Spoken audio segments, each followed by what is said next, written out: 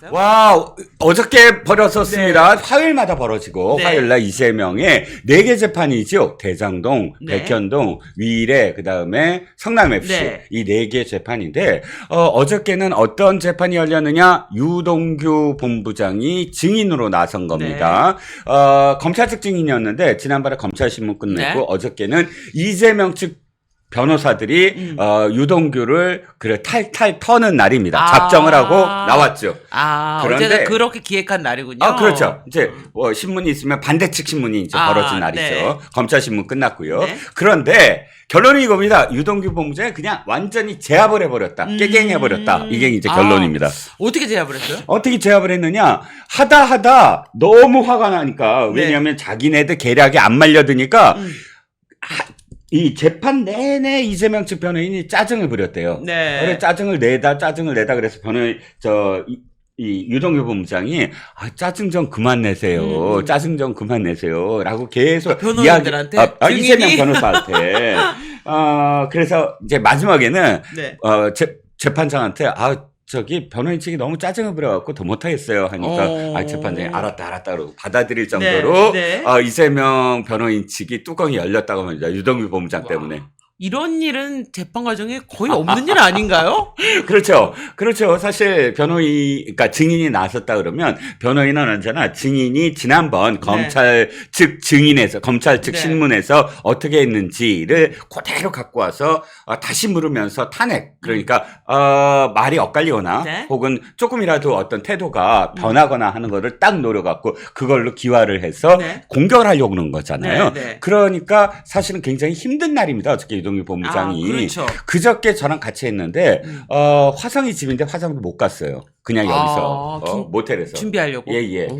너무 힘들어서 그러니까 힘들 걸 아니까 그러니까 어저께가 너무너무 힘든 그런 과정일 걸 아니까 화성 갔다 오면은 저 기력이 딸려서 못 하겠다. 그러니까 그냥 여기서 자고 간다 그러고 저 숙소를 지난번에도 정했습니다. 왜 한번 우리 같이 술 마실 때 네네. 보니까 그날도 그 다음 날 재판 전날에는 되게 좀 술을 자제하시고 나름 긴장하시더라고요. 예, 자제하셨죠. 네. 자제하시고. 예. 그런데 어저께 제가 또 통화를 했어요. 좀 전에. 아니, 이게 어떻길래 도대체 이런 식의 제목이 나왔습니까? 라고 했더니 상세히 얘기했습니다. 핵심은 이겁니다. 어저께 이재명 측 변호인들이 하려고 했던 게 이거예요. 유동규 본부장이 진술을 바꿨잖아요. 그렇죠. 어떻게 진술을 바꿨느냐? 사실 처음에 들어갔을 때는 정진상 이재명을 보호해 주려고 했어요. 내가 총대 맺게. 그래. 그러니까 그렇게 계속 했잖아요. 정진상이 전화해 갖고 마지막까지 야, 네가 좀 마지막까지 총대 매라. 야, 저기 쓰레기 먹어라. 쓰레기 먹어서 배 아파하라. 내가 지금 저 검사장 만나고 있어. 너 들어가자마자 그냥 나올 거야. 온갖 거짓말을 하면서 꼬리 자르기를 하려고 한 거 아니에요. 그러니까 중간에 이제 깨달았죠. 나는 꼬리에 불과하겠구나. 실제로 저는 유동규 본부장이라는 사람을 그래도 꽤 같이 방송도 했는데 이 사람한테 언질만 줬어도 이 사람이 그렇게 안 했을 것 같아. 그런 뭐냐면 캐릭터시더라고요. 야, 나 정말 힘들다. 이재명이 직접 손 붙잡고 날 좀 도와다오 하면 아무리 뭐 정의가 어떻고 뭐 이렇더라도 의리를 지킬 사람이었어요. 근데 이재명이 정말 비겁한 게 뭐냐면 얘 잘라버리면 된다 하고 그냥 딱 손절해버렸잖아. 그리고 자기 감시하는 변호사들 보내갖고 그렇죠. 다 감시하게 하고 무슨 말 하는지 다 이렇게 보고 하다못해 기가 막힌 게 뭐냐면 이재명 측 사람과 그 다음에 이쪽 김만배 측 사람이 만나요. 서로 만나갖고 무슨 얘기를 해?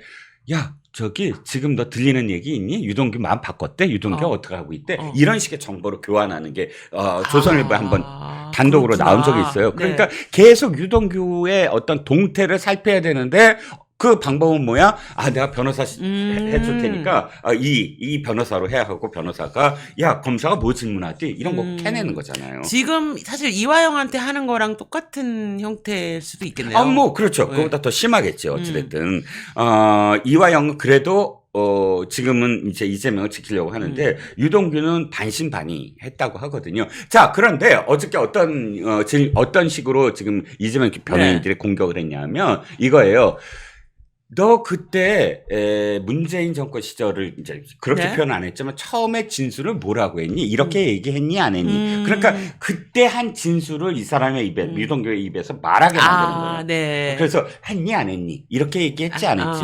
그것만 대답해. 근데 유동규 본부장이 거기서부터 난 답변 안 하겠다. 왜?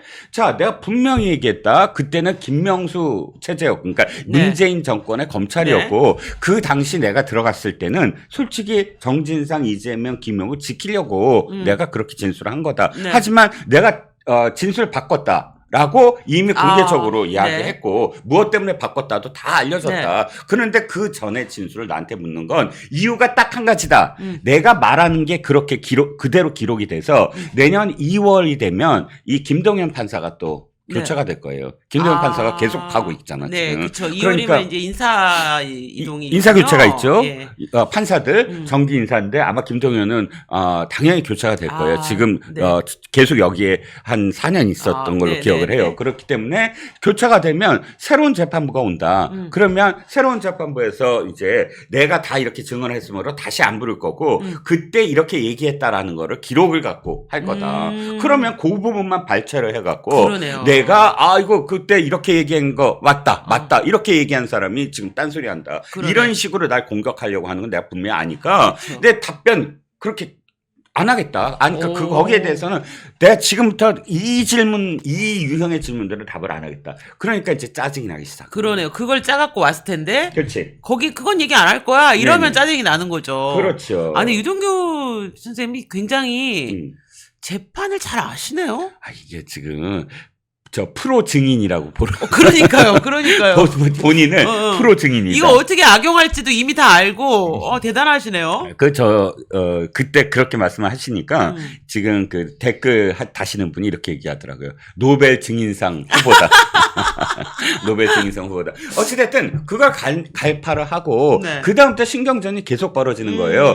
자, 변호사 측은 계속 이럴 거 아니에요. 아니 그때 이렇게 말했잖아. 그때 당연히 이러이러한 것들은 다 네가 지금 다 수익이 돌아가는 걸로 하고 얘기했잖아.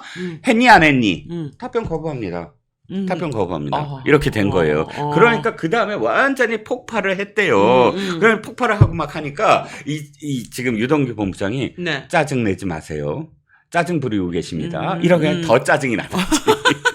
약을 좀 올리셨군요. 그런 와중에서 이제 이재명이 보다 이제 직접 등판을 했다고 합니다. 어저께 네. 직접 등판을 하는데 이재명도 뚜껑이 열린 것 같아요. 보니까. 네. 그러니까 유동규 본부장이 옆에서 지켜보고 있는데 변호인들이 하지 마세요. 그런데 나가서 또 막 집요하게 얘기를 했다고 합니다. 한마디만 할게요. 원래 유동규 본부장이 나온 날은 이재명이 네. 딴 데 보고 있거나 그쵸. 딴청 눈을 부리고 안 있거나, 마주치잖아요. 이러는데 어저께는 유동규 본부장의 철옹성 그리고 되치기 역공 이런 거를 계속 이렇게 일관되게 하니까 네. 정확하게 변호인 측이 뭘 지금 노리는지를 아니까 유동규 본부장이 정말 네. 내 소나기에 갖고 놀았다 이렇게 표현되고 그래서 이재명까지 가만히 네. 있었던 이재명까지 직접 등판을 했다고 합니다. 이재명 뭐라고 했다 그러는 거예요? 이재명이 직접 얘기한 건 똑같아요. 아니 그때 그렇게 얘기했잖아. 그렇게 얘기했지 하고 이제 얘기를 했는데 역시 똑같은 상황이죠.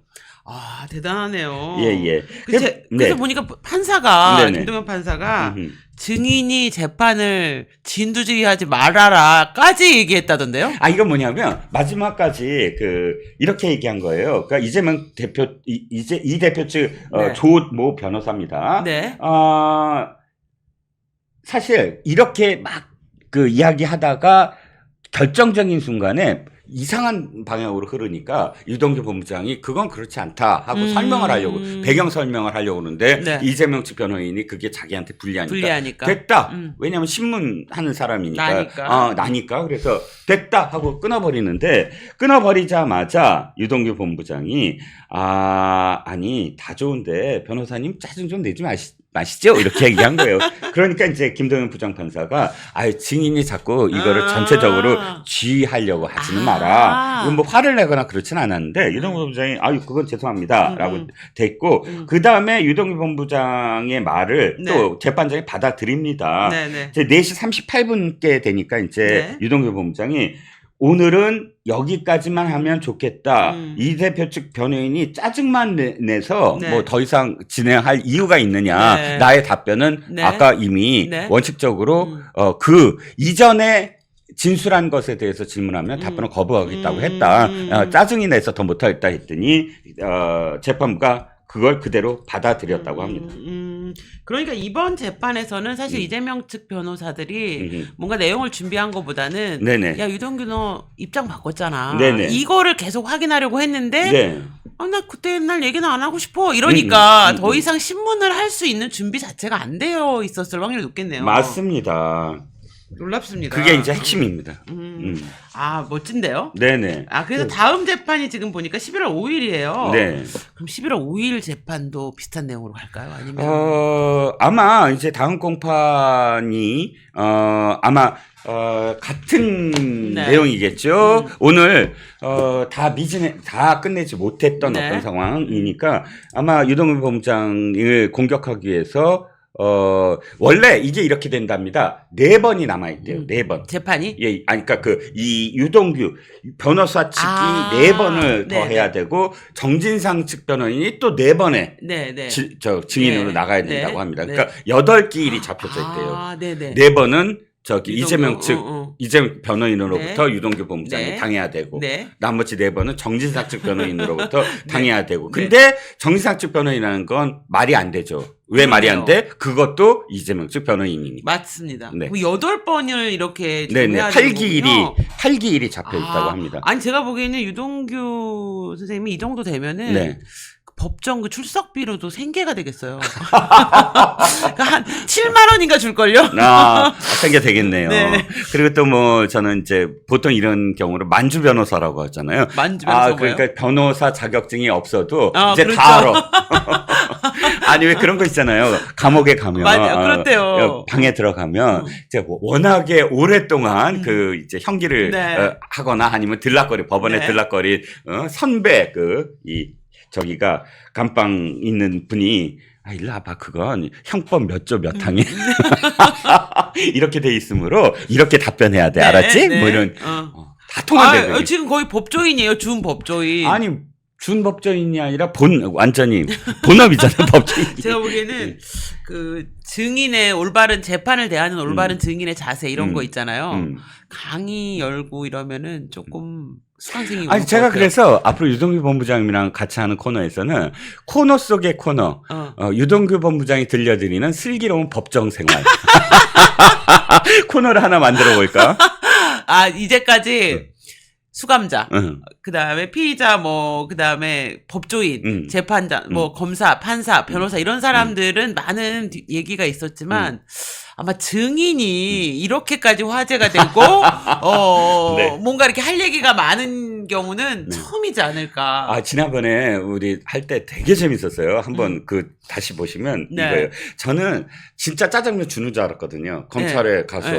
영화 보면 다 그러잖아요. 검찰에서 소환돼 갖고, 검찰에 이제 소파에 앉아있으면, 신문하고, 배고프다. 설렁탕 드실래요? 짜장면 드실래요? 짜장면 오고, 그 다음에 담배, 담배 안 되면 피우고 얘기하면 안 되겠습니까? 그럼 이제 피워. 그리고 담배 딱 물고, 사실은요, 제가 다 했어요. 뭐 이런, 영화 그런 거 많잖아요. 많죠. 그걸 이제 물어봤더니, 이런 되는 거야. 딱 식사 시간 딱 되면, 자, 이제 내려가시죠? 안녕. 이렇게 한대요. 식사하고 다시 만나요. 이런구나. 왜냐하면, 구치감이란 게 있대요. 저도 그날 처음 알았어요. 검찰에 가면, 검찰 1층에, 깜빵처럼 아예 이렇게 딱 구치감이 있대요.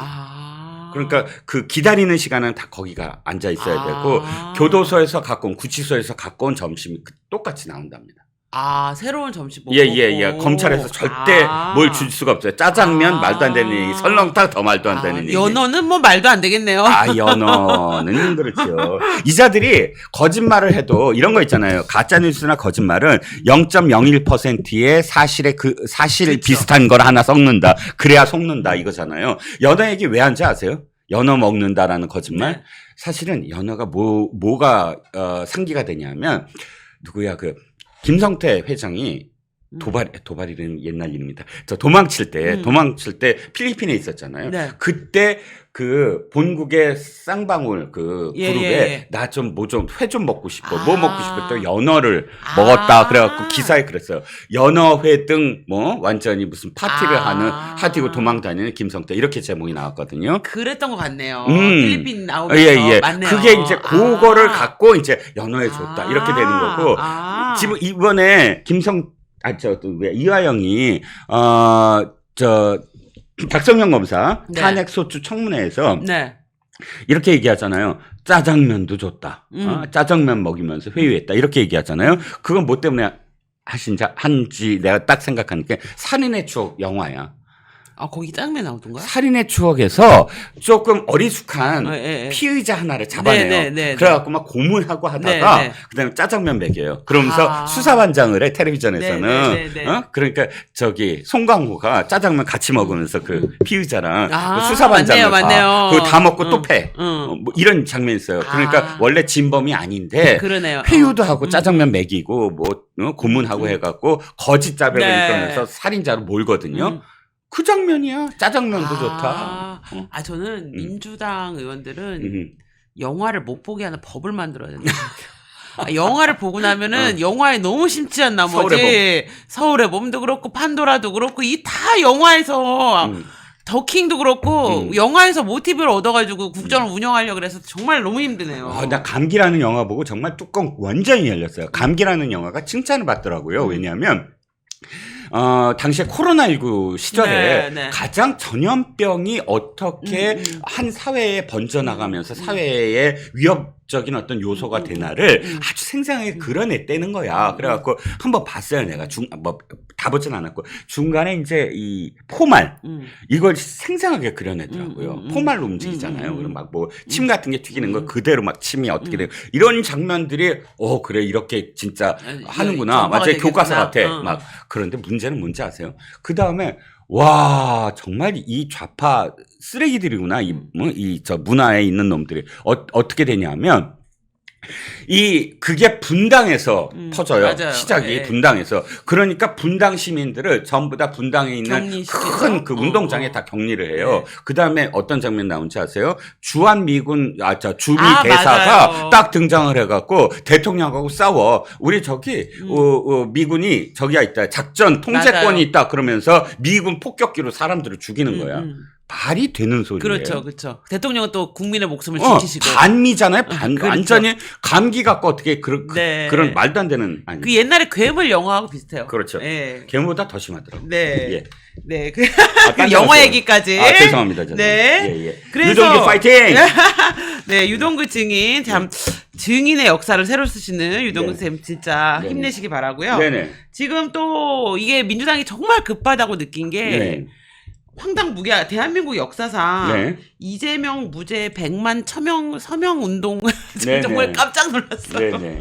아니 어떻게 무슨 무죄 서명 운동이라는 게 있었나요? 전 처음 봤어요. 그렇죠. 사실 탄원서 보내기 운동입니다. 탄원서라는 건 뭐죠?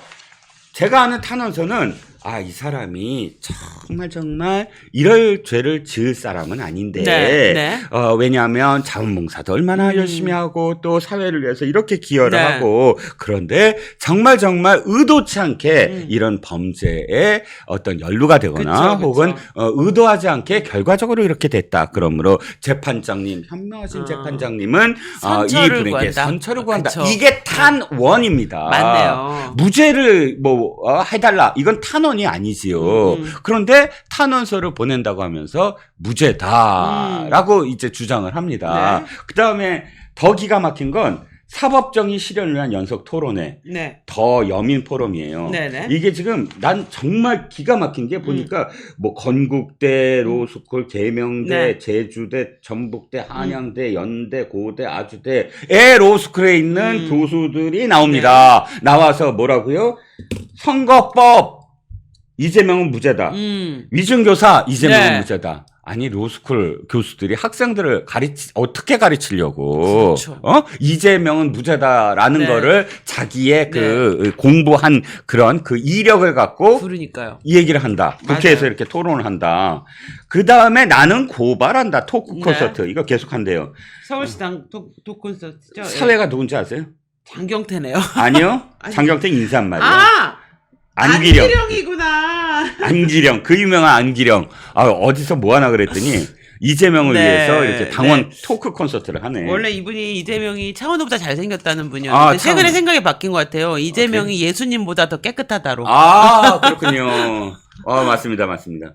놀랍습니다. 그래서 보니까 민주당이 법원에서는 유동규 본부장님 같은 사람한테 계속 개 빼듯이 당하면서 이렇게 밖에 나오면은 재판을 해요. 변호를. 왜 법정에서 재판을 안 하고 법정에서는 법정에서는 자신들한테 유리한 증거를 찾아낼 수가 없잖아요. 왜 죄를 지었는데. 그러니까. 자신들한테 유리한 증인을 찾을 수가 없잖아요. 네. 왜? 그러면 그 사람 위증이 돼. 그러니까요. 위증교사가 되는 거잖아요. 네, 맞아요. 그러니까 법정에서는 늘 이렇게 깨갱할 수밖에 없고 진짜 이재명을 위한 그런 이 변호를 할 수가 없어요. 이재명을 위한 변호는 어떻게 해야 되는지 아세요? 죄를 시인하면 돼. 그쵸. 내가 이 정도는 잘못했습니다. 인정합니다. 맞네요. 이러면 이재명을 위한 변호가 되는 거야. 그렇죠. 그래서 형량을 여기까지 낮춰달라. 이 사람이 이러니까지 했으니까. 근데 이건 봐라 얼마나 착하냐, 얼마나 그대로 다 인정을 하느냐 이렇게 돼야 되는데. 오히려 이제 왜 기업가들 보면 이러이러한 죄를 졌지만 국가 경제에 기여한 바가 크므로 이런 식으로 해야 하는 게 맞는 그렇습니다. 거죠. 그래서 집행유예라도 받아보려고 하잖아요. 그런데 처음부터 무죄 쪽으로 지금 포커싱을 하고 맞아요. 재판을 한다? 그러면 그 변호를 할 수가 없어요. 그냥 그래요. 정치적으로 이용하는 거지 계속. 그러네요. 예. 그러네요. 지금 이미 길을 이렇게 잡았기 때문에 지금은 우기기 말고는 답이 없네요. 네, 우기기죠. 더 웃긴 게 이제 릴레이, 서명 릴레이입니다. 그러니까 왜 이런 거 있잖아요. 뭐 바스켓 이렇게 쓰고 얼음물 쓰고 뭐 이렇게 릴레이 하는 거 있잖아요. 인증샷. 그런 비슷하게 지금 이재명의 챌린저 이렇게 하죠. 챌린지. 챌린지란 말이 왜 안 떠오른 거야. 자, 이렇게 해서 뭐 노정면 얼굴도 나오고 뭐 이 사람이 백승아 얼굴도 나옵니다. 제가 릴레이 얘기를 들었는데 사실은 더 많은 의원들을 동참하라. 그리고 이제 왜 이런 거 있잖아요. 눈에 들어야 돼. 뭐 예를 들어서 단식하는데 네가 몇 번째로 나한테 찾아왔는지 다 센대요. 국회의원들. 순서까지. 그럼 며칠 날 찾아왔고 언제 이걸 정말 면밀하게 해서 충성도를 따진대요. 이재명이. 김문기 씨도 기억을 못 하는데 그건 또 다 기억을 하나 보네요. 선택적 기억 상실증이라고 하죠. 굉장히 중한 병입니다. 그거 치료받을 수 있어요? 아니, 그 중병이지만 치료받을 수 있어요. 한 30년만 감방에서 있으면 충분히 치료가 됩니다. 이재명도 치료받을 수 있다. 금융치료와 슬기로운 감방 생활 하면. 자, 그런데 실질적으로는 지금 안에 동참을 이런 것까지 해야 돼? 라고 생각하는 의원들이 많대요. 그래요? 예. 현재 분위기가, 물론 친명해서 나오지만, 생각해보세요. 친명! 그래갖고, 이름 내세워서 뭔가 활동을 하고, SNS에서 빡빡대는 사람들은 내가 보기에 30명 정도도 안 돼. 그렇죠. 총 인원을 날뛰는 사람을 장경태, 도정면 어쩌고 뭐 해서, 워낙에 지금, 누구야, 과방위원장 최민희하고 그다음에 법사위원장 정청래가 전체 발언의 20%를 차지한다고 그러잖아요. 한번 위원회 하면 다른 의원들이 하는 거에 4분의 1을 자기가 차지한다고 그러잖아요. 이 기사량도 그래. 친명의 기사량도 한 20%를 차지해버려. 딴 의원들이 아무리 뭘 해도 못 따라가. 그러니까 한숨 돌리고 있는 거야. 그리고 사실은 지금 이렇게 꼭 동참을 해야 되느냐 뒤로 좀 이렇게 관망하는 네. 그런 민주당 흐름이 많대요. 아 근데 지금 보니까 이 챌린지가 무서운 게 네. 제가 한 다음에 이종근 딱 이러면 거기서 노하기가 어려워요. 아 그럼요. 해야 하겠죠. 하는데 이게 아마도 언제까지 기획을 할까요? 그러니까 15일 전까지 해야 돼. 뭐 그렇게 누구 할 거예요. 저는 아마도 지금 사실 대표님도 아시겠지만 지금 100 몇 명이죠? 170명. 야, 172명. 예. 172 중에 약 한 120명은 이름 몰라. 아 모르죠. 몰라요. 네. 그냥 월급쟁이야. 네. 항상 새로 뉴스 딱 그래서 한 번씩 떼어 쟤 누구지? 그렇지. 보통 한 40명, 50명 정도만 지금 혁혁하게 막 맞아요. 난리 치고 맞아요. 몸빵하고 더 기괴한 말하고 막말하고 또 나머지 120명은 그냥 거수기죠. 120명은 이제 눈만 똥알똥알똥알똥알 하고 부르고 있고요.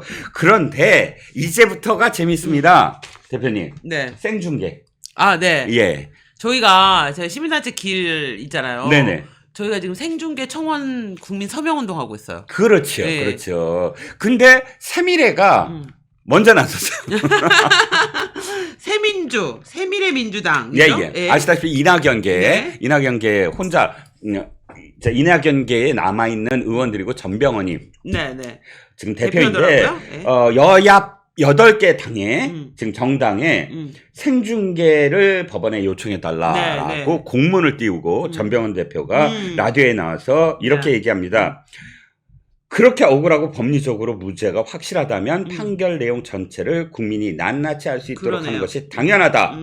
1심 판결을 생중계해서 논란과 혼란을 없애야 된다라고 주장을 했다고 합니다. 근데 이 세민주가 이렇게 하는 건 저희가 원하는 국민의 알 권리랑은 좀 의도가 다를 것 같은데요. 물론. 확실하게 다른데 네. 그래도 의도는 다르나 결과만 똑같으면 돼요. 맞아요.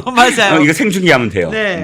의도는 사실 나중에 생각해도 상관없을 것 같고 중요한 건 이겁니다. 아까 전병헌이 한 얘기가 똑이니 끼니 딱이에요. 완전히 딱이야. 딱 부러지는 겁니다. 왜냐하면 이재명 측 변호인이 사실 누구라고 말은 못하지만 진보 좌파 패널이랑 방송에서 했는데 왜 사석에서도 얘기하잖아요. 대기실에서 이렇게 나한테 얘기하는 거야. 그래도 언론인이고 꽤 나보다 이제 선배 언론인 출신인데 아이고 실장님 내가 들어봤더니 선거법은 1000% 무죄래요. 그리고 위증교사는 3000% 무죄래요. 진심으로? 진심으로. 그 사람 되게 진지한 사람이에요. 아니 언론인 출신인데 본인이 뭘 갖고 그러세요? 그랬더니 이재명 측 변호사한테 들었다는 거야. 어떻게 이재명 측 변호인은 법조인이 아닌가. 아니 그게 이제 그렇게 전파시켜라. 자꾸 세뇌시키는 거지. 솔직히 이재명 측 변호인이 진짜 만주 변호사가 아닌 이상은 이거 완전히 유죄인 건 누가 봐도 뻔한데. 더군다나 차라리 99만 원이 나올 거야. 이건 내가 인정을 하겠어. 유죄인데 99만 원 아니지 한 80만 원 나올 거야. 이건 인정을 하는데 아예 무죄래. 그건 있을 수가 없잖아요. 그런데 바로 만약 정말 그렇다면 생중계하면 돼요. 그러니까요. 완전히 생중계해서 무죄로 쭉 진행이 돼갖고 무죄라고 판결이 나오면 이재명 대통령 됩니다. 왜 생중계 딱 해갖고. 그렇죠. 야 정말 판사가 이런 생각으로 무죄를 얘기했구나라고. 국민들이 생중계 다 보고. 그러니까 이재명 대통령 되고 싶으시면 생중계 하세요. 정치 생명을 걸만하네요. 그럼요. 생중계 하시면 대통령 돼요. 왜 트럼프 대통령이 전 대통령이 피스팜스 있잖아요. 성조기 뒤에 쫙 날리면서 이거 한 방의 사진으로 야 미국 대선은 끝났다. 이런 얘기가 나왔었잖아요. 제가 여기서 이재명 대표 생중계했는데 무죄 이렇게 나오면 그냥 다음 대선은 하나 많아요. 무죄하고 생중계 다 끝난 다음에 재판장에서 딱 나오면서 이러고 있으면 끝이야. 끝난 거예요. 끝난 거야. 그러니까 대통령 될 수 있는 길을 우리가 가르쳐주는 거니까요. 생중계 하시면 됩니다. 그러네요. 근데 왜 안 하지? 그런데 제가 분명히 말씀드립니다. 아까 범죄를 저지른 범인은 자신이 저지른 것의 사이즈를 누구보다 잘 알아. 잘 알죠. 변호사도 모르고 검사도 모르고 판사도 몰라. 본인은 알아. 내가 어떤 유창훈 판사 앞에서 한 말 있잖아요. 뭐라고? 이대로면 저는 50년을 살아야 합니다. 그게 진심이었어요. 그렇죠. 그게 진심이었지. 그래서 주진우 의원도 지금 계속 주진우 의원이 여기 지금 거의 최고의 멋있어요. 멋있어요. 뭐 주진우 의원이 아주 그냥 작은 그 생중계에 대해서 뼈를 때리더라고요. 그러니까 또 거의 비슷한 얘기지만 지금 당연히 당신들이 얘기하는 대로 이것이 진정으로 이 선거 결과가 당신들이 검찰이 증거를 조작했다고 주장하니까 있으니까 오히려 생중계되는 것이 유리하지 않느냐. 맞아요. 조곤조곤 하면서 설득하는 것처럼 하면서 뼈를 때리고 있습니다. 그리고 사실 박근혜 대통령이랑 이명박 대통령도 생중계 했잖아요. 그렇죠. 생중계했던 뭐 전례가 있기 때문에 이것을 생중계를 못 한다는 게 되게 제가 보기엔 민주당 입장에서는 좀 옹색하지 않나 이런 생각이 좀 들더라고요. 옹색이 너무 심하죠. 그러니까 형평상 어긋나고요. 당시에 2017년이에요. 법원행정처가 전국 판사 2,900명한테 설문을 했어요. 판결 선고 중개 허용할 거냐가 73%나 찬성을 했대요. 그러니까 실제로 이런 어떤 법원에서 이걸 왜 했냐면 박근혜 하려고 그랬어. 박근혜 대통령이나 이명박 대통령 하려고 의도가 분명히 있었죠. 그런 의도로 73%라고 패스하면서 법을 바꿔버린 거예요. 규칙처럼 법이 아니라 규칙을 바꿨어요. 법정 촬영 방청 규칙을 예전에는 김명수 대법원장 이전에는 피고인의 동의가 있어야 촬영이 허가됐어요. 그런데 그 대목을 없애버린 거예요.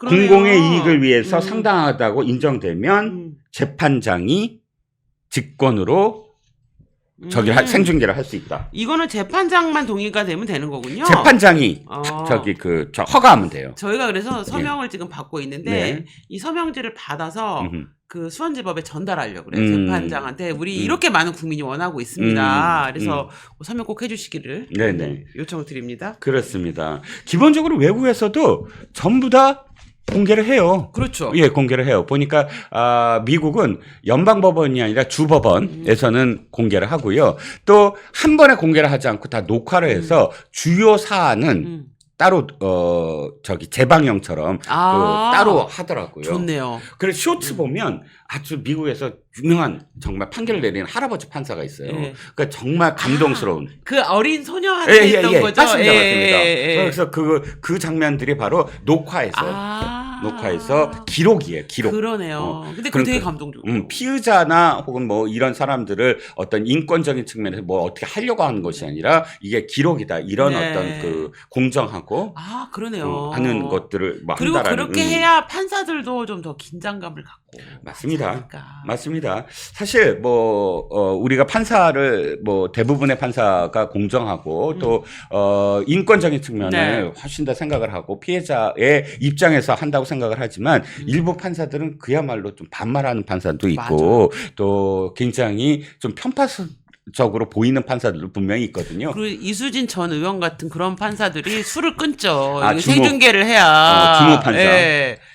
그분 그래야 판사들이 이제 술도 끊고 좀 그런 분도 술을 끊지 않을까 이런 또 기대가 있어요. 그렇죠. 영국도 가장 적극적으로 이제 활용을 하고 독일과 일본이 언제나 문제입니다. 그러니까 대륙법 쪽 그 판사들이 아까 그쪽의 재판부들이 잘 그 공개를 지금까지 안 해왔으나 그것도 분위기가 바뀌고 있다고 합니다. 일본도 법원이 허가를 하면 공개한다는 원칙을 지금 세우고 있고요. 독일도 연방헌법재판소의 경우는 재판 선고를 허용하겠다. 옛날에 우리가 처음 시작한 게 헌재예요. 기억하시죠? 헌재 결정. 그러니까 세종시. 이전. 세종시 이전. 그러네요. 그때 8대 7이었나? 어쨌든 맞아요. 그때 이제 저기 했잖아요. 직접 공개를 했잖아요. 이게 공개되어야 되는 이유가 바로 이 판결의 사실 이 형식 때문에 그래요. 시작할 때는 그러니까 이거예요. 도대체 이게 무죄야 유죄야 알 수가 없어요. 알 수 없죠. 왜냐하면 그 혐의들 그러니까 공소장에 기재된 그 혐의들에 대해서 일일이 왜 검사가 이렇게 했는지 그다음 그 변호인들이 그것을 어떻게 생각했는지를 쭉 이야기하면서 네네. 판사가 그걸 어떻게 판단했는지 하나하나 다 얘기를 해요. 그러면 제일 재밌는 게 일단 생중계를 안 하니까 네. 이 뉴스라든지 다른 드라마라든지 이런 네. 거를 지성파에 보면서 이게 자막이 나와요. 맞아요. 밑으로 쭉 떠요. 무슨 재판부 뭐가 어때. 맞아요. 근데 그것만 보면 와 유죄야 그러다 조금 있다 무죄네. 유죄야 무죄네. 맞아요. 그 판결만 보면 그래서 유죄야 무죄야 이럴 때가 많아요. 그 부분만 딱딱하면 계속 이 그 하나의 사안마다의 판단이 들어가요. 맞아요. 그런데 문제는 뭐냐 1시간 동안 그걸 읽고 마지막 순간에 그래서 본 판정은 재판부는 유죄를 선고합니다. 네, 무죄를 네. 선고합니다. 마지막에 완전히 깨갱이야. 네, 맞아요. 예, 그런데 맞아요. 우리는 그거를 중간 과정 다 모르고 마지막만 보잖아요. 생중계를 하면 이런 예를 들어서 오해할 수 있는, 곡해할 수 있는, 왜곡할 수 있는 여지가 없어진다. 제가 한번 네. 소송을 해본 적이 있거든요. 네. 근데 이제 항소심에서 네. 뒤집어서 제가 1심에서 졌어요. 아하. 근데 재판부가 네. 모든 정황이 다 얘는 유죄인데 네. 라고 해요. 앞에만 들으면 유죄예요. 근데 마지막에 단 1%라도 의심이 있다면 피의자의 편에 서야 되는 게 재판부기 때문에 네. 자기는 요 부분에서 요만큼이 입증이 안 돼서 이걸 무죄를 선고할 수밖에 없다 이렇게 얘기를 해요. 네네네. 근데 그 앞에 부분에 얘가 유죄인이가 이만큼 나와요. 유죄라고 생각을 하지. 예. 근데 그러면 걔는 그걸 어떻게 하냐면 나 무죄 받았어. 얘가 이런 식으로 나를 어거지로 늘려다가 된통 당선 이런 식으로 역으로 공격을 해요. 그렇지, 근데 만약에 그렇지. 그 재판이 공개됐다면 네네. 사람들이 들으면서 저 새끼는 유죄가 확실한데 요 부분이 안 밝혀져서 무죄가 나왔구나를 네. 알잖아요. 그럼요. 그럼 이걸 악의적으로 악용을 못 해요. 빙고. 노무현 대통령의 탄핵도 마찬가지입니다. 노무현의 탄핵도 헌법재판소에서 네. 그때 결정문을 읽을 때 마지막 순간까지 다 유죄야.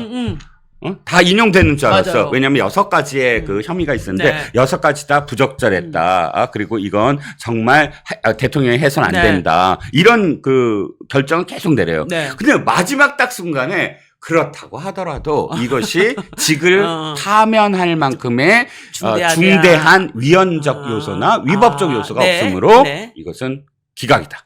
이렇게 돼버리거든. 그렇죠. 그 처음부터 끝까지 전부 다 인용인 줄 알고. 그러니까요. 탄핵되는 줄 알고 하고 있다가. 그럼 사람들이 나중에 이제 또 기각만 갖고 홍보하는 거죠. 그렇지. 죄도 없는 우리 무고한. 지금까지 그게 오는 거예요. 네네. 노무현 대통령 뇌물죄 다 인정됐다니까요. 그런데 지금까지도 뭐 이명박 대통령이 노무현 대통령의 정치 보복이다 이런 식으로 계속 이게 생중계가 굉장히 중요하네요. 그래서 생중계를 해야 된다. 그러니까 중간을 똑 띄어갖고 우리 쪽에 유리한 네. 정파적 이해관계에 네. 유리하게 선전 왜곡을 할 수가 있다는 겁니다. 특히 피의자가 이렇게 말이 많고 네. 군소리가 많고 예. 뭔가 재판부에 대해서 잘 이렇게 수긍을 안 하는 경우는 반드시 생중계를 반드시 무조건 해야 됩니다. 네. 여러분 생중계 서명도 많이 참가해 주시고 무조건 참여해 주세요. 생중계가 되기를 제가 보기엔 이게 11월 15일 재판도 너무 중요하지만 이 슈퍼위크가 정말 슈퍼위크가 되게 하기 위해서는 생중계가 정말 필요한 것 같네요. 그렇습니다. 그래서 팝콘 각이라고 하죠. 팝콘을 싫어하시는 분들은 네. 뭐 누룽지라도 사갖고 재판의 생중계를 보시면 굉장히 도움이 되실 겁니다. 네. 그날 진짜 쌓여진 어떤 스트레스를 확 푸실 수가 있습니다. 생중계하면 우리가 극장 하나 빌려서 어떻게 같이 봐야 되는 거 아닌가요? 그런 거 괜찮다. 명보극장이 그런 거를 대여를 많이 해주세요. 명보극장 등등. 그 붉은 악마티 같은 거 빨간색 옷 입고 뿔도 해야 되네. 하면 너무 좋겠다는 생각이 드네요. 네. 면역력이 왜 중요한지 말 안 해도 다들 아시죠?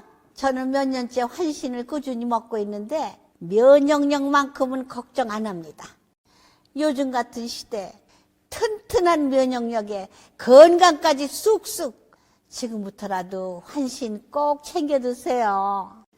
드셔본 분들만 그 진가를 느낄 수 있다니까요. 이재명이요 정말 선거에 쫄았습니다. 15일 선거 어떻게 나올까 아주 절절절절 맵니다. 그 증거가 있습니다. 바로 김우영 자당 의원 중에 김우영이라고 있죠. 근데 이 김우영 이름도 잘 모르겠다. 근데 잘 알려진 사람은 아닌데 최근에 아주 유명해졌죠. 법관 주제에 와, 이 정말 뭐 대단한 그 위세입니다. 법관이 주제예요. 법관이라는 게 어차피 독립돼 있으면 아까 상권 분립이면 사법부도 존중해줘야 되는 거 아니에요? 법관 출신 주제 이렇게 감히 얘기를 했습니다. 그러자 나흘이나 지났는데 그때 얘기를 해야지. 나흘이나 지났는데 지금에서야 엄중 경고라고 지금 뭐 엄중 경고하겠다라고 나섰습니다. 뭐 이렇게 김이 다 빠졌는데 왜 뒤늦게 했을까요?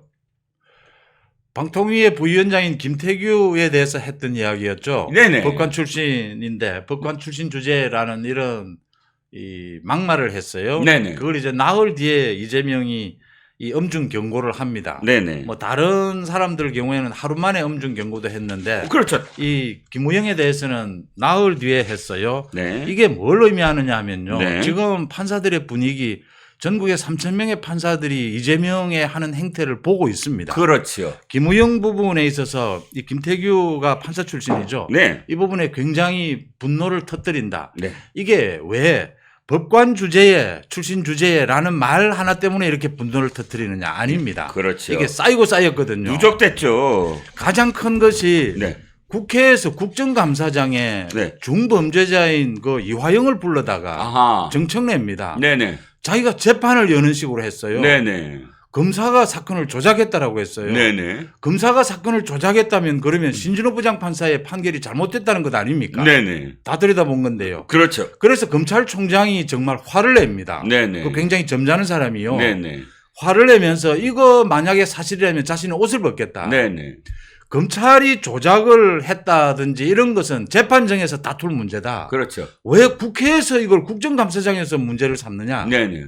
핵심을 찌른 거거든요. 그렇습니다. 그 이후에요. 네네. 지금 민주당에서 이재명은 무죄다 토론회를 2번 열었고요. 그렇죠. 이재명은 무죄다 현역 의원들 릴레이를 하고 있어요. 네네. 100만 챌린지. 명, 예, 100만 명 서명 운동을 또 하고 있어요. 네네. 이걸 판사들이 도대체 어떻게 쳐다볼까? 그렇죠. 그 부분에 이재명이 음흠. 사실은 뭐 쫄았다라고 해야 됩니까? 네네. 이거 아니구나. 네. 지금 이재명이 벌려놓은 국회에서 난장판이 이재명도 수습하기 힘들 정도로 가고 있는 겁니다. 네, 그렇습니다. 굉장히 안 좋은 영향을 미치게 될 겁니다. 그렇지요. 저는 탄원서라는 게 참 희한한 탄원서도 있구나 싶습니다. 첫 번째, 진짜 희한한 탄원서 1. 이화영의 부인, 백정화. 이화영의 부인이 탄원서를 작성을 해서 냅니다. 원래 탄원서는 어디에 보냅니까? 판사한테 보내는 겁니다. 그러잖아요. 아유, 우리 남편이 이렇게 사실 착한 사람이고 정말 훌륭한 사람인데 이재명이라는 시장을 이재명 지사를 잘못 만나서 이재명 때문에 그렇다. 이렇게 하면 탄원서가 돼요. 예. 예를 들자면 예. 아니, 형량을 좀 줄여주세요. 정말 좋은 일 많이 했어요. 이것도 탄원서가 됩니다. 근데 백정화가 어디다 탄원서를 냅니까? 민주당에 내요. 민주당이 사법부야? 민주당에 탄원서를 내니까 맞아. 법사위원장 정청래 같은 인간이 지금 마치 자기가 판사처럼 판사 놀이를 하고 있잖아요. 네. 그렇잖아요. 그러니까 첫 번째 이상한 탄원서입니다. 두 번째 이상한 탄원서가 지금 하고 있는 이재명 개딸들이 하고 있는 탄원서예요. 무죄를 주장하는 탄원서. 아니, 탄원서가 무죄를 주장하면 탄원서라는 게 가능합니까? 그러니까 선고를 내리고 있는데 탄원서가 막 와서 보니까 무죄래. 기분 나쁘지 않아요? 그 판단은 내가 하는 거지. 그리고 탄원서라는 거 아까도 말씀드렸지만, 아이고, 우리 지금 이 피고인이 너무너무 훌륭한 일을 많이 한 분이에요. 자원봉사도 많이 하고, 기부도 많이 하고. 그게 탄원의 기본이거든요. 기본이잖아요. 자기가 인정을 할 건 하고, 하고. 그다음 이런 사유가 있으니까 선처해달라라는 선처. 거거든요. 맞습니다. 지금 민주당이 하는 토론회와 이 탄원서를 보면 내용을 보면요. 네. 팩트를 왜곡해요. 예, 예. 그러니까 이런 겁니다. 이재명이 2가지 거짓말을 했느냐, 위정교사를 했느냐, 그 녹취록 있지 않습니까? 네네. 이 녹취록은 인정을 하고요. 네네. 법적인 적용에서 좀 선처를 해달라. 이건 토론회도 할 수 있고 주장할 수 있어요. 네네.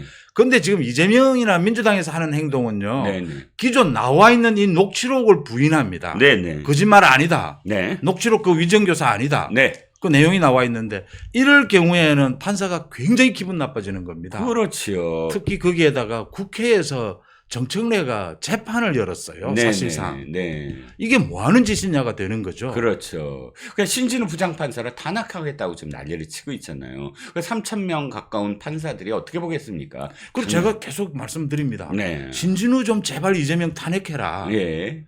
그거 탄핵 잘하는데 왜 신진우는 못하느냐. 네. 왜 못하는지 아시죠? 왜 못하죠?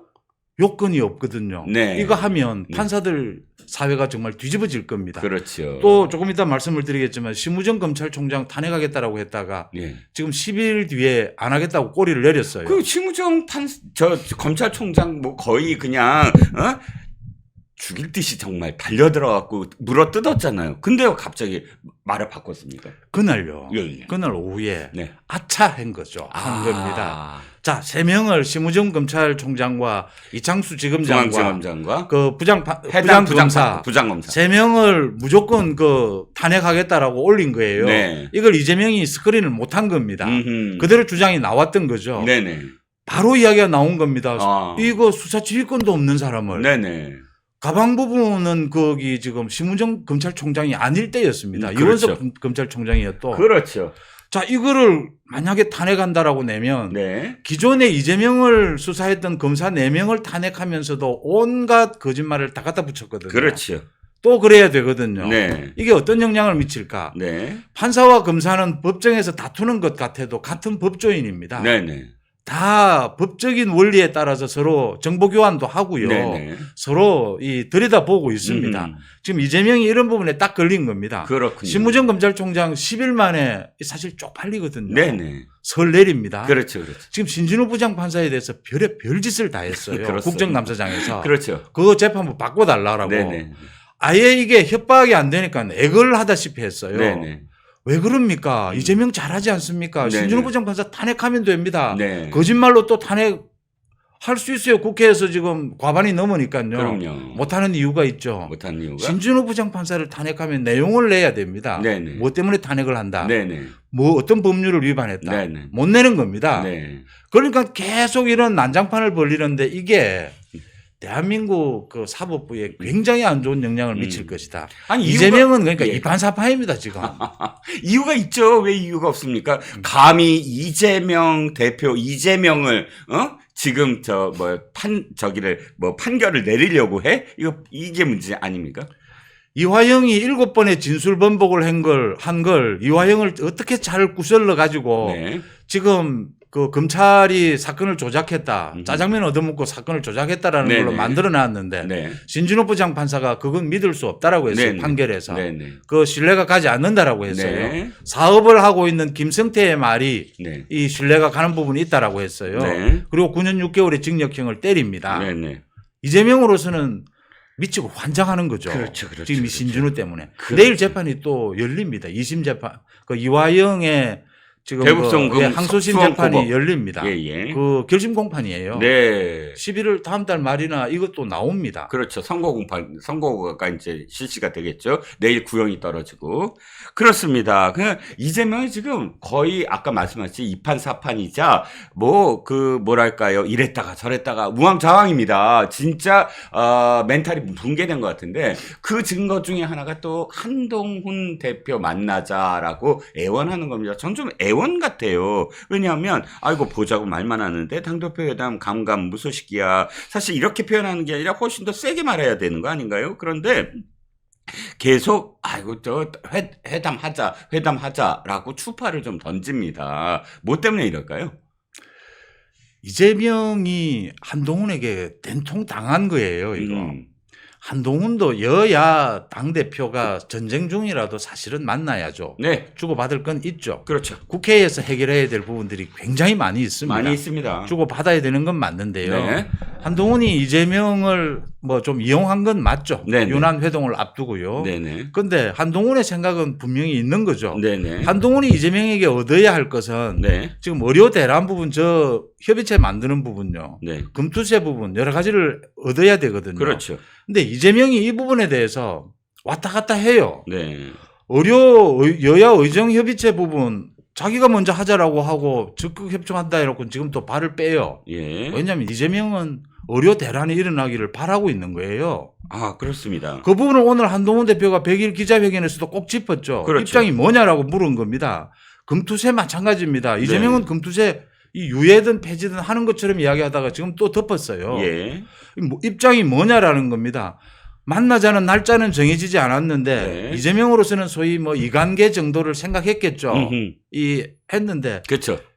지금 사실은 답답한 건 이재명이에요. 그렇습니다. 왜냐하면 이재명은 말씀드린 대로 이렇게 판사들에 대해서 협박하는 부분이 안 통하거든요. 그렇죠. 이재명이 지금 가장 바라는 것은 네. 윤 대통령과 한번 만나는 것일 겁니다. 그렇죠.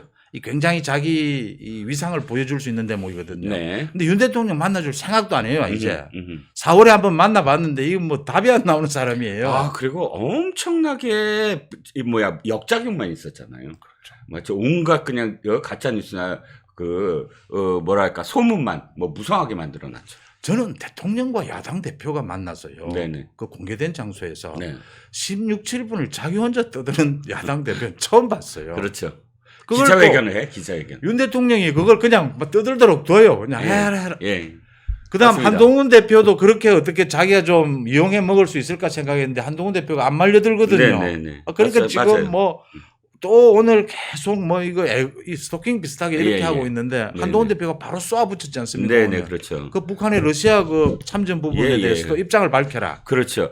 가장 최악의 이재명의 왔다 갔다 하는 것 중에 하나가 그거예요. 여야 의정협의체에 마치 거기서 참여할 것처럼 하고 참여했다가 실제로 의사회랑 몇 개 단체 직능단체가 들어오니까 갑작스럽게 또 안 한대. 그리고 자기는 또 박단 전공의 대표 전공의 단체 대표 또 만나. 그러더니 여야정 협의체를 해야 된대. 그러면 들어오면 돼요. 함께 그러니까 이 문제야말로 그 여야정 협의체에 들어와 갖고 함께 의사들을 설득하면 돼요. 그런데 여야정 협의체를 하는 것처럼 하다가 실제로는 안 들어가면서 지가 빛을 발하려고 하는 이런 이중적인 모습을 오늘 지적을 한 거죠. 멘붕 상태예요. 네. 이재명은 지금 사법 리스크밖에 생각이 없기 때문에 네. 국민들이 보기에 이렇게 비상식적인 행동들을 계속하고 있고 네. 민주당에서 사실은 이재명에게 아부하기 위해서 저렇게 경쟁하듯이 네. 지난 국감을 보셨으면 국감장이 정청래와 최순희 과방위 위원장 때문에 네. 이게 무슨 난장판이 되지 않았습니까? 네. 그 부분이 이재명으로서는 저게 이익이 되지 않는다라는 거예요. 그렇죠. 근데 다 통제는 안 되는 겁니다. 네. 지금 이재명 입장에서는. 맞습니다. 그런 상황이 와 있습니다. 그렇죠. 이재명이라는 사람이 얼마나 퍼퓰리스트인지 무엇이든 간에 자기가 또는 민주당이 주장해놓고 그걸 다 또 눈치 보면서 안 해요. 대표적인 게 지난번 대선 때 대선 경쟁을 하면서 기본소득. 와, 기본소득 갖고 정말 얼마나 울고먹었어요. 근데 실제로 투표에 들어가기 직전이 되자 기본소득 나중에 하면 되지. 이렇게 툭 던져버려요. 지금 대표적인 것 중에 하나가 또 차별금지법이에요. 개인적으로는 이 차별금지법에서 반대하고 있는데 갑작스럽게도 말을 바꿔. 민주당은 이 차별금지법 때문에 갖고 얼마나 장사를 했습니까? 그리고 얼마나 이 보수 우파와 관련돼서 비난을 해왔습니까? 그런데 지금은 갑자기 그건 나중에 하면 되지 라고 하면서 이유를 이렇게 돼요. 그걸 철회한 이유를 이게 발의한 사람이 지금 국민의힘에 가버렸다. 대표 발의자가 이상민 의원이었거든요. 이게 또 말이 안 되는 게 물론 이상민 의원이 발의한 법이 있긴 있지만 그 이외에 엄청나게 많은 지금 현역으로 다시 뽑힌 그 민주당 의원들이 차별금지법과 관련해서 목소리를 높였었거든요.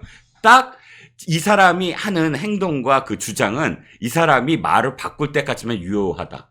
이게 딱 드러난 거죠. 거짓말이 입버릇처럼 되어 있고요. 네. 저는 이재명 자신이 자기가 보수주의자고 실용주의자라고 해요. 네. 저는 이재명은 그냥 정치 장사꾼이라고 이야기합니다. 그렇죠. 이재명은 자기가 추구하는 어떤 목적이나 목표 이런 게 전혀 없습니다. 네. 인사하시려면 하십시오. 아닙니다. 베로니카님 감사합니다. 네, 미리 적어놓고 말씀을 끊으면 안 되니까. 예. 또 방송을 아세요? 격려해 주시는 거 가장 중요한 부분이에요. 베로니카님 감사합니다. 그러니까 이재명은 모든 걸 자기 그 계산으로 또 그 거짓말로 무마하면서 넘어갈 수 있을 것이다. 네. 가장 지금 이 한탄을 할 수밖에 없는 게 네. 이재명은 이제 거짓말을 해도요. 네. 국민들이 뭐 별로 놀라지도 않아요. 네. 원래 거짓말 하는 사람이니까 네. 이재명이 노린 건 적은 것 같아요. 어떤 거요? 원래 거짓말 하는 사람이니까 아. 내가 뭐 존경한다니까 진짜 존경하는 줄 아느냐 뭐 이렇게 되는 거죠. 네네. 이재명은 각종 비리도 이재명이니까 뭐 더 이상 비리를 저질러도 이제 놀라지도 않아요 국민들이. 그렇죠. 나 원래 미천하니까 뭐 이렇게 뭐 그런 식이 되어가는 예. 거의 이제 이건 뭐 양아치 수준 아닙니까? 그렇죠. 이 정도 되면 그렇죠. 우리 그 여의도에서는 우리 구독자분들도 많이 아시지만 정치 양아치라고 부릅니다. 그렇죠. 그런데 저는 이제 이 책사라고 불리는 분들, 뭐 킹메이커라고 불리는 분들, 이분들한테 영혼이 없다는 건 삼국지에도 나와요. 뭐 봉추, 와룡, 뭐 이렇게 불리는 사람들 여기서 불리면 저기로 갈까, 저기서 부르면 여기로 갈까 이런 생각을 하는 건 맞아요. 하지만 그럼에도 불구하고 만날 사람을 좀 만나야지. 윤여준 얘기입니다. 개인적으로 옛날에 제가 윤여준을 존경하던 시절도 있었어요. 굉장히 학식도 높고 또 진중한 그런 스타일이고. 근데 이재명이 윤여준을 굳이 만나고 김종인도 만났다 이번엔 윤여준을 만나고 왜 이렇게 했습니까? 윤 대통령도 못 만나고 한동훈 대표도 못 만나고. 그렇죠. 지금 이재명은 안정감을 보여주고 싶은 거예요. 그렇습니다. 근데 자기가 저질러 놓은 일이 있으니까 이 안정감을 보여주질 못하는 겁니다. 그렇죠. 그래서 굉장히 폭넓은 이게 김종인이나 윤여준이 뭐 보수 우파하고 무슨 상관 있는 사람들입니까? 그렇죠. 저는 윤여준을 결정적으로 네. 안철수하고 하는 걸 보면서 네네, 점점 그렇게 되죠. 미천이 저것이었구나. 그렇죠.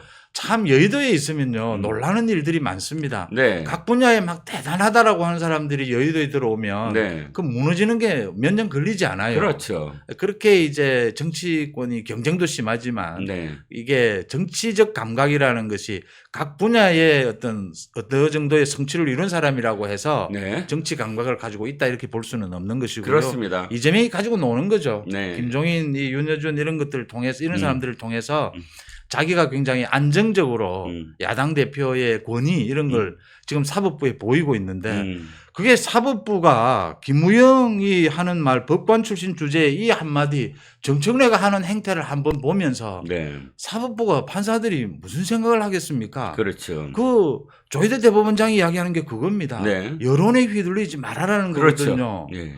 여론에 이건 휘둘리는 것이 아니고요. 지금 100만 무죄 그 서명 운동에 대해서 네. 판사들이 그 이재명의 다음 달 있을 1심 그 선고 재판부가 네. 정확하게 보여줘야 되는 겁니다. 국민 앞에서. 네네. 이런 것은 안 된다라고 하는 것을 보여줘야 돼요. 그렇죠. 용납하지 않겠다라는 것을. 그렇죠. 맞습니다. 그런데 윤여준은 그래 저는 이제 뒷방 노인네 신세라고 이제 뭐 노인네라는 표현 좀 그 폄하 발언처럼 들리시겠지만 뭐 그런 표현들이 있지 않겠습니까? 그러니까 뒷전에 이렇게 물러서 있는 그런 오비들이 그래도 이렇게 뭐랄까 덕담도 하고 세태에 대해서 이렇게 이야기하는 거 좋습니다. 하지만 이재명이라는 정치인 아까도 말씀드렸지만 이게 정치인이라기보다는 양아치잖아요. 그런데 굳이 만나서 윤 대통령은 국민 신뢰가 낮고 이재명의 대표 역할이 크다. 이런 아무리 덕담일지라도 이 윤여준의 입에서 이렇게 나온 그 제목이 뽑힌 기사를 보면서 참 할 말이 없다라는 생각이 또 들었습니다. 예. 자, 또 한 가지가 뭐냐면 근데 이재명은요. 예.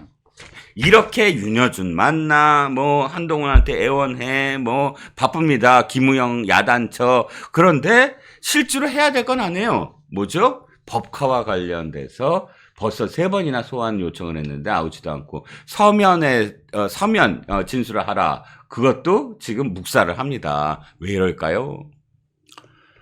저는 이걸 수원지검에서 이재명을 부르지 않고 네. 바로 기소를 할 생각을 갖고 있다. 이렇게 정리를 하는데 거기에 반대합니다. 네, 저도 반대입니다. 저는 이 이재명 네. 영장을 쳐야 됩니다. 이럴 경우에 그렇죠. 국회에서 표결해서 통과되지 않더라도요. 네네. 검찰의 의지를 보여야 합니다. 네네. 첫째, 이거 바로 기소하면요. 이재명 또 그럴 겁니다. 왜 자기 그 방어권을 보장해 주지 않느냐라고 할 겁니다. 그렇죠.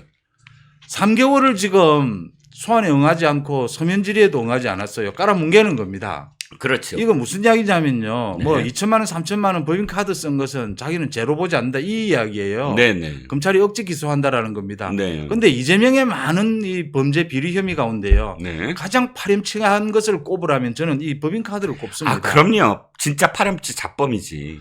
이거 일반적인 CEO나 일반적인 자치단체장은요. 네네. 그 밑에 부하 직원들에게 쪽팔려서 이런 짓 안 합니다. 그렇죠. 이 처음에 이런 짓을 했어요. 네네. 자치제가 시행되고 난 다음에 네네. 창피 다 당한 겁니다. 그렇죠. 거의 없어졌어요. 그렇죠. 근데 이재명이 이런 짓을 한 겁니다. 네. 죄가 크지는 않습니다. 중범죄는 아닙니다. 네네. 근데 굉장히 파렴치범이라고 하는 것이고요. 그러니까 중범죄가 아니라 죄질이 나쁘다. 그렇죠. 죄질이 나쁘다죠. 이걸 깔아뭉개는데 지금 이 부분과 관련해서 엮여져 있는 것이 이것만 있는 게 아니고 이 네. 법인카드를 사용한 게 김혜경의 선거법 위반 재판입니다. 네네. 거기에서 김혜경과 그 소위 배소연이 이제 법정에서 인정을 한 거예요. 네네. 둘이가. 네. 이제 이 증거 앞에서 꼼짝을 못 하는 것이다. 네. 김혜경이 이 법인카드에 대해서는 이 검찰의 소환에 응해서 진술 거부를 했어요. 네. 이 무슨 의미냐면요. 네네. 이재명에게 물어봐라 이 소리입니다. 네네. 법인카드가 사용이 되고 법인카드가 어떻게 결제가 된다라는 걸 아는 사람은 이재명입니다. 네네. 배소연도 좀 알겠죠. 그렇죠. 이재명 때문에 이 법인카드를 쓴 겁니다. 3개, 4개 네네. 배소연 법인카드니. 네. 근데 이재명이 이렇게 답을 하지 않고 검찰의 소환에 전혀 응하지 않으면 네.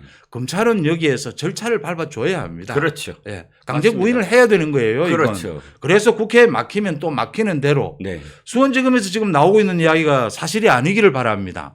국회에 보내봤자 뭐 통과가 안 될 거니까 이 부분 뭐 큰 건도 아니니까 지금 현재 그 되어 있는 것이 이게 배임 정도로 혐의로 되어 있어요. 네네. 그러니까 그냥 기소를 하는 것이 어떻느냐라고 생각하는데 그렇게 하는 것은 맞지 않다 저는 이렇게 봅니다. 수원지검이 지금 너무나 축소하고 있다라고 생각이 듭니다. 이건 국고손실죄예요. 그럼요. 제가 보기에 네. 국고손실죄는 굉장히 중한 범죄입니다.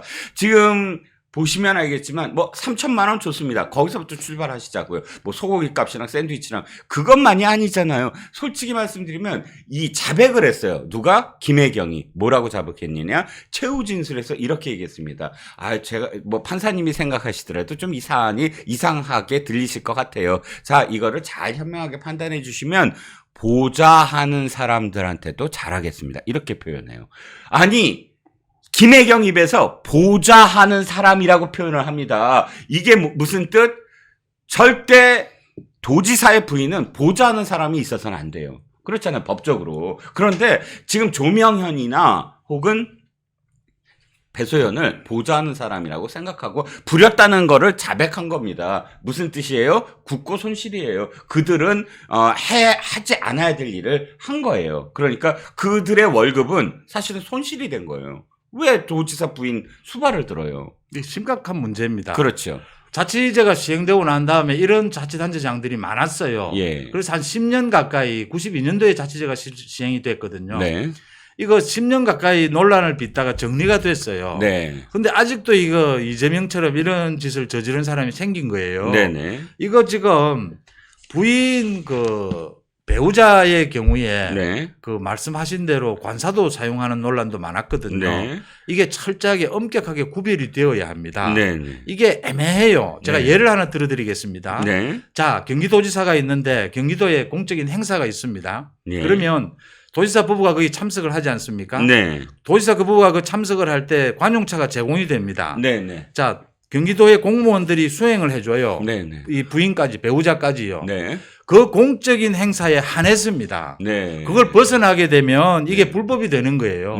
이게 이제 정리가 됐습니다. 20년 동안. 네. 이 정리를 못한 사람이 유일하게 이재명인 겁니다. 그렇죠. 이거 수원지검에서 엄격하게 다뤄야 합니다. 왜냐하면요. 예. 엄격하게 하지 않으면 또 네. 이런 일이 발생을 합니다. 그렇습니다. 그러니까 제가 분노하는 건 이거예요. 조명현 씨를 배소연이 어떻게 이야기하냐면 조명현 씨가 그러니까 집 앞, 도지사의 집 앞에 물건을 배달하는데 김혜경과 마주친 거예요. 그러니까 나중에 마주쳤어? 마주치면 안 되는데 하면서 아이고 내가 어떻게 말을 해야 되니? 뭐 하면서 야단을 쳐요. 그러니까 조명현은 그림자여야 되고 절대 물건을 갖다 놓는 것도 김혜경한테 보이면 안 되는 거예요. 왜? 수직적인 상하 관계니까. 노비니까. 이게 드러나는 겁니다.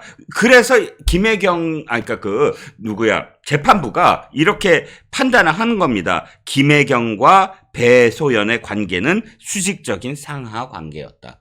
배소연의 재판에서 재판부가 판시를 합니다.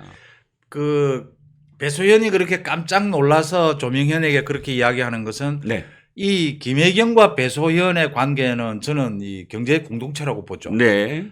조명현은 아닌 겁니다. 네. 자, 경제 공동체 관계에서 이거 사람이 계속 연결이 되는 걸 가장 싫어하거든요. 그렇죠. 이재명과 김혜경 부부의 비밀을 네. 이 배소연까지만 알고 있어야 되는 겁니다. 네, 네. 결국은 조명현이 알게 되면서 나중에 이제 이 사실을 전부 이거 공익 제보를 하게 되지 않습니까? 그걸 막았어야 하는 것이죠. 네. 그 배소연이 그 마지막 재판에서요, 선거법 위반 재판에서 네. 한번 나오지 않아서 200만 원 벌금형을 받습니다. 네. 과태료 참. 과태료를 받죠. 예. 그 다음 나와서 이제 재판에서 울먹인 것은 그 재판부가 기가 막힙니다. 네. 그 금융 거래 자료를 모두 제출하라고 해서 다 받았어요. 네네. 그래서 딱 드러낸 겁니다. 네네. 답이 없는 거예요. 네네. 그래서 사실은 그게 인정한 것입니다. 네. 그게 이제 두 사람이 울면서 말씀하신 대로 그런 이야기를 했다라고 하는 것은 네. 10만 4천 원이니까 네. 선처에 달라짐 이 소리예요, 사실은. 네네. 그 소리를 변호사는 했을 겁니다. 네. 그 법정에 제가 취재해 보지는 않았는데 네네. 자기 입으로는 차마 못 하는 거죠. 근데 그 이야기를 하고 있다 이렇게 보입니다. 네, 최후 진술로 직접 했다고 하니까 그렇죠. 이 김혜경이 나중에 그때 원래 이것도 2번 한 거예요. 이 결심 공판이 2번 했잖아. 지난번에 결심 공판 했어요. 최후 진술도 했어요. 선고 300만 원 했는데 선고 바로 전날에 판사가 내가 변론을 제기하겠습니다. 더 알아봐야 됩니다. 해갖고 결심 공판을 2번 한 거예요. 그럼 원식 부인이 딱 걸려가지고 위증죄가 이제 아마 될 것 같습니다. 전무후무한 일이죠.